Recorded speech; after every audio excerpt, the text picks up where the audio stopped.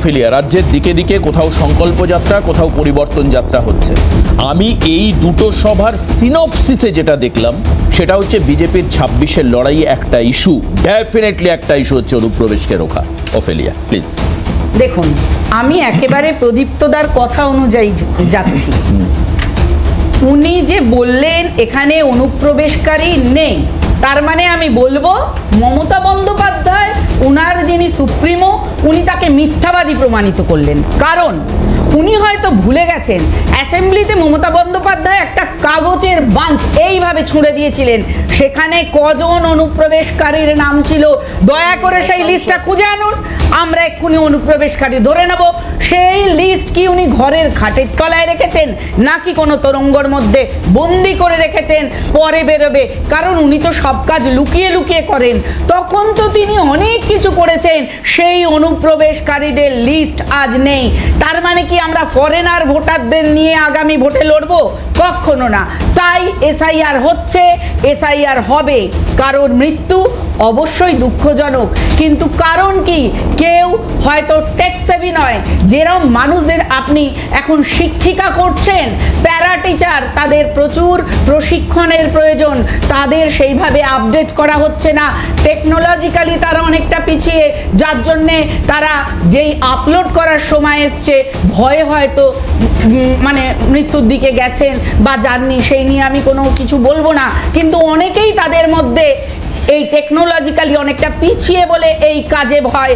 কারণ উনি শিক্ষক শিক্ষিকা নিয়োগ করেনি, এত বছরে কেবল শিক্ষক শিক্ষিকা চাকরি বিক্রি করেছেন, জায়গাগুলো ফাঁকা।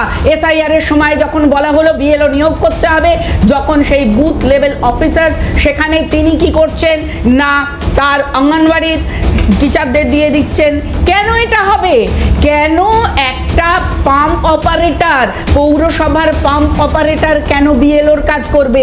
যদি করে তার পক্ষে কি সম্ভব হবে? একটা এসআইআর এর, যেটা আমাদের ইলেকশন কমিশনের একটা অ্যাপ রয়েছে, সেখানে প্রত্যেক দিন রাত্রিবেলা তাদেরকে আপলোড করতে হচ্ছে সমস্ত ডকুমেন্ট, কি করে তারা করবে? সম্ভব নয়। তাছাড়াও আমি সত্যি কথা বলছি, আপনাদের সঙ্গে আমি একমত, বিএলওদের ওপরে প্রচুর চাপ আছে, মানতে হবে চাপ আছে। কারণ তারা যদি কেবলমাত্র শুধুমাত্র ইলেকশন কমিশনের কথা মেনে তাদের নিষ্ঠা ভরে কাজটি করতে পারত, তাদের কোনো বিপদ হতো না। যদি তৃণমূলের গুন্ডারা, লিডাররা তাদেরকে চাপ দেয় যে না, যারা এখন শিফটেড ভোটার তাদের নাম রাখতে হবে, দুধের গাই যারা রয়েছে, যাদের নাম কেটে যাচ্ছে, শ্বশুরকে বাবা বানিয়েছে, কাকা বানিয়েছে, কাকাকে বাবা বানিয়েছে, তাদের নাম রাখতে হবে, অবশ্যই তাদের উপরে চাপ সৃষ্টি হচ্ছে।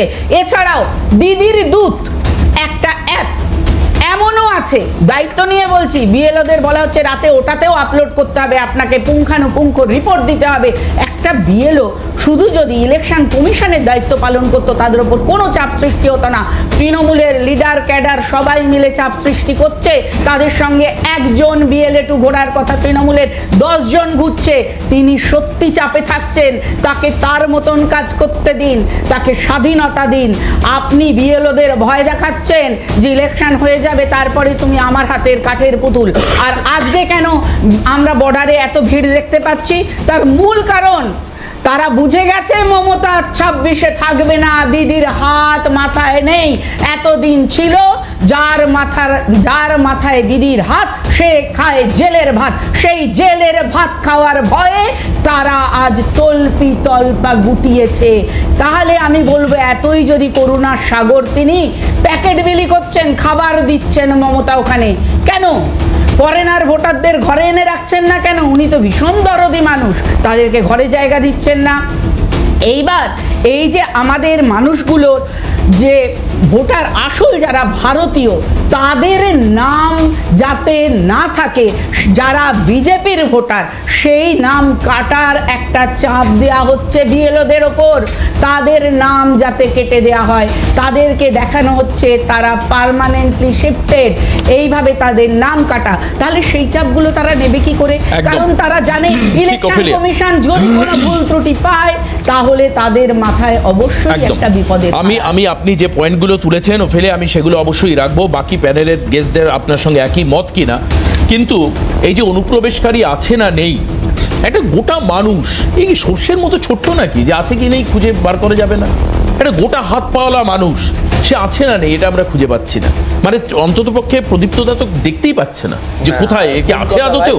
আচ্ছা, আমি এই মুহূর্তে আপনাদেরকে দেখাবো, এই মুহূর্তে আপনাদেরকে আমরা একের পর এক বাইট দেখাচ্ছি, একের পর এক গ্রাম মাঠ দেখাচ্ছি। মাঠপাড়া, মধ্যম গ্রামের মাঠপাড়া, আসুন একটু ছবিটা দেখি মাঠপাড়ার। মধ্যম গ্রাম, ঢিলছোড়া দূরত্ব এখান থেকে এয়ারপোর্টের কাছে। 3 নম্বর ওয়ার্ডে মাঠপাড়া গ্রাম, 100-র বেশি বাংলাদেশি পরিবার এখানে থাকতো। মিডিয়া পাচ্ছে, কিন্তু রন্ধ্রে রন্ধ্রে ব্লকে ব্লকে থাকা তৃণমূল দেখতে পাচ্ছে না, প্রদীপ্তদা পাচ্ছে না দেখতে। আমি জানি না বিএসএফটা ওনার পাওয়ার বাড়াতে হবে কিনা। বিএসএফ এর পাওয়ারটা আমি অবশ্যই কি করে আসলে প্রশ্ন থাকবে, আমি করবো তো, একটা মিনিট। এই যে এলাকা, এই যে এখানে রাতারাতি উধাও, একবার বড় করে দেখাই, এই ছোট্ট জায়গার মধ্যে দর্শকরাও খুঁজে পাবে না কোথায় সেটা। এই যে দেখুন, এই বাড়িঘর ছেড়ে মধ্যমগ্রাম 3 নম্বর ওয়ার্ডে, আমি তো লোকেশন বলে দিচ্ছি, মধ্যমগ্রাম 3 নম্বর ওয়ার্ডে মাঠপাড়া গ্রাম, 100-র বেশি বাংলাদেশি পরিবার ছিল, রাতারাতি উধাও। কে কি বলছে একবার শোনাই, এখানকার যদি কোনো বক্তব্য থাকে একবার আমরা শোনাই, তাহলে হয়তোবা খুঁজে পেতে সুবিধা হবে। আসুন শুনি। প্রায় 50টা ফ্যামিলির মতন থাকতো। কিভাবে থাকতো, কি কাজ করতেন? এই কাগজ ফাগজ এইসব, কিভাবে থাকতো, কি কাজ করতেন? এই কাগজ ফাগজ এইসব কুড়াতো। ওরা বোতল কবে নাগাদ চলে গেল? ও আজ প্রায় 2-3 মাস হয়ে গেছে। কেমন ভাবে বাচ্চা কাচ্চা ফ্যামিলি নিয়ে থাকতো? সব ফ্যামিলি নিয়ে থাকতো। কোথায় গেছে হঠাৎ করে যে চলে গেল? গেছে বাংলাদেশেই গেছে, তাছাড়া কোথায় যাবে? এটা কোন জায়গা? এটা পাটুলি মাঠপাড়া, 50 জন ফ্যামিলি থাকতো। বাংলাদেশ চলে গেছে যে যার মতো। হ্যাঁ, ভোটার তো ছিল, জানি না ভোটার ছিল কিনা আমি বলতে পারবো না। এখান থেকে চলে গেছে? হ্যাঁ, সবাই চলে গেছে, আমরা সবাই দেখেছি। তাও অনেকজনই থাকতো। ফান্ডার সব হ্যাঁ, পেতো তো, কিন্তু এবার কেন গেছে সেটা আমি বলতে পারবো না। জমি ছিল আমি বলতে পারবো না। এরা পেশায় কি করতো? এরা ওইসব টুকি মানে জিনিসপত্র সব কাগজ করে টোকায়, ওইসব টুকিয়ে নিয়ে আসতো। ওই পারেও তো চলে গেছে কিছু লোক, না? সে তো বলতে পারবো না। আমি সুস্মিতাদির কাছে আছি। সুস্মিতাদি, আপনারা একমত কিনা সেটা জান। 2005 সালের কথা বলেছেন ওফেলিয়া, যে তখন মুখ্যমন্ত্রী প্রায় 1.5 কোটি অনুপ্রবেশকারীর কথা বলে, সেই সময় অত্যন্ত ভদ্র মানুষ স্পিকার ছিলেন চরণ সিং আটোয়ালের মুখের সামনে কাগজ ছুঁড়ে ফেলে দেন। ওফেলিয়া বলেছে সীমান্তে এখনো তোষণ রাজনীতি চলছে, জল মিষ্টি দেওয়া, কম্বল দেওয়া চলছে। এবং আমি যদি ডিফার করতাম ওফেলিয়ার বক্তব্যের সময় বলতাম যে না, এটা হচ্ছে না, কিন্তু আমাদের রিপোর্টারের তোলা ছবি আছে আমার কাছে। গেল 3 নম্বর হচ্ছে শিক্ষক শিক্ষিকার যোগ্যতা নিয়ে ওফেলিয়া প্রশ্ন তুলেছেন। আরে নিয়োগ তো করতে হবে কয়েক কোটি বিএলও না, মাত্র 80,000 বিএলও। তার মধ্যে কোয়ালিটি এমন যে তারা নাকি ডিজিটাইজ করতেই পারেন, এসআইআর না হলে আমরা তাদের কোয়ালিটি জানতেই পারতাম না। 3 নম্বর প্রশ্ন তুলেছেন। 4 নম্বর, সুস্মিতাদি হয়তো সহমত হবেন যে ওনারা কাজের চাপে এরকমভাবে অসুস্থ হচ্ছেন না, ওনারা পলিটিক্যাল বায়াসনেসের প্রেসারে রয়েছেন। সুস্মিতাদি, তোমার কি মনে হয় এই সব পয়েন্টগুলো যুক্তিসঙ্গত? এর সঙ্গে কিছু অ্যাড করা দরকার, নাকি কোনোটাকে তুমি যুক্তি দিয়ে খণ্ডন করবে? প্রথমত বলি, বিজেপির মুখপাত্র ফিলিয়াদি যে কথাটা বললেন যে সত্যি ওরা চাপে আছে, বিএলওরা অবশ্যই চাপে আছে। কিরকম চাপ? সেটা চাপটা হচ্ছে যেমন কাজের চাপ, এটা ঠিক, তার সাথে সাথে তারা যে কর্মরত অবস্থায় রয়েছে, যেহেতু তাদেরকে কিন্তু রাজ্য সরকার কিন্তু তাদের কর্ম থেকে বিরতি দেয়নি, সেটাও কিন্তু তাদেরকে প্যারালালি করতে হচ্ছে, এবং তার সাথে এই কাজটাকে করতে হচ্ছে। এইটা কিন্তু ইম্পসিবল, একটা হার্ড টাস্ক।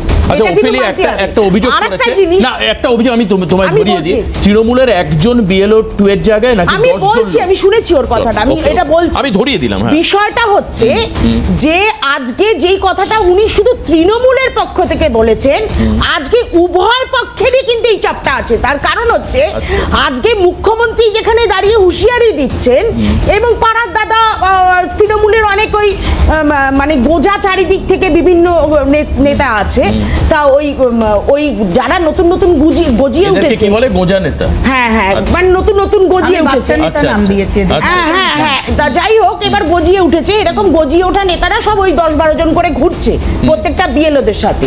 এবার বিষয়টা হচ্ছে এটা সত্যি কথা, এই অভিযোগটা সত্যি কথা, কিন্তু আবার তার সাথে এটাও দেখতে হবে যে অপর অন্যদিকে সুকান্ত মজুমদারও থ্রেট দিচ্ছে, আর একদিকে মুখ্যমন্ত্রীও মানে থ্রেট দিচ্ছে। কি দিচ্ছে না, রাজ্য সরকারের কর্মচারীরা ইলেকশন কমিশন চলে গেলে রাজ্য সরকারের চাকরি করতে হবে, সুতরাং সেটা ভেবে তারা কাজ করবে, তার মানে তাদের চাকরি নিয়ে একটা বিপদ আছে। আবার অন্যদিকে এফআইআর রিজু হবে। সুকান্ত মজুমদার বলছে দেখুন বিহারি বিএলওদের যা হয়েছে আপনাদেরও কিন্তু তাই হতে পারে। এখানে এটা মনে হয় শুভেন্দু বলেছেন না, সুকান্ত মজুমদারও বলেছে। এবার বিষয়টা হচ্ছে এই যে যেই কোয়ালিফিকেশন নিয়ে যে কথাটা বলছে, এইটা মানে একদম সর্বোপরি ভুল নয়। না তুমি তো শিক্ষক, মানে তুমি তো শিক্ষা জগতের সঙ্গে যুক্ত। না, একটা এবার কথা তুমি বলো, একটা প্রাইমারি স্কুল বা হাই স্কুল শিক্ষক মানে কি সমাজের মেরুদণ্ড হয় না? তারা যদি বিএলওর কাজ না করতে পারে, একটা normal enumeration form fill up করতে না না দেবাশিস বাবু, এখানে আপনাকে আমি একটা জায়গায় ইন্টারাপ্ট করছি। সেটা হচ্ছে সরকারি কর্মচারী মানেই কিন্তু টিচার না, শুধু সরকারি কর্মচারী কিন্তু বিভিন্ন দপ্তরে আছে। আমি সুস্মিতা দি, তুমি আমি রেকটিফাই করে দিই। আমি একটা জায়গাটা